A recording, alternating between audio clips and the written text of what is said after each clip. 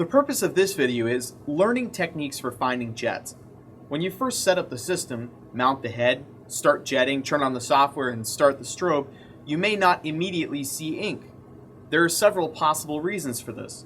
One is that you're simply not jetting, given the improper ink or an improper waveform.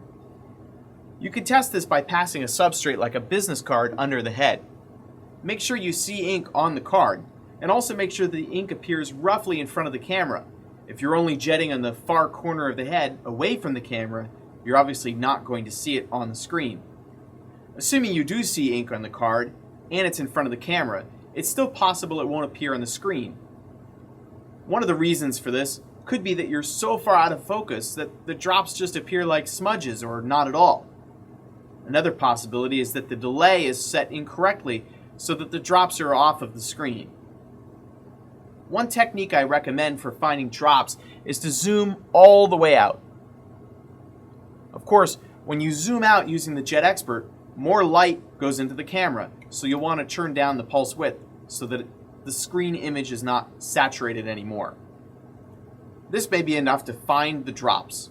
In this case, we can see 3 smudges in the center of the screen. Look like drops to me. But maybe if we're farther out of focus, we won't even see these. Another technique that I recommend is to turn on variable delay. This allows you to more easily differentiate between what's a drop and what's a background smudge. The drops will be the ones moving. I also recommend beginning by jetting all of the nozzles, or most of the nozzles, so that it's more easy to find one. If you're only jetting 1 or 2, they may be easy to miss. Once you've identified the drops, it's easy to change the position of the head so that the drops appear in focus.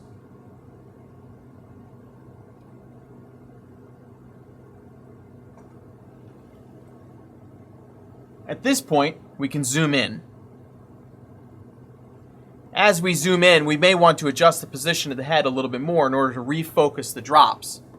We'll also want to turn up the pulse width.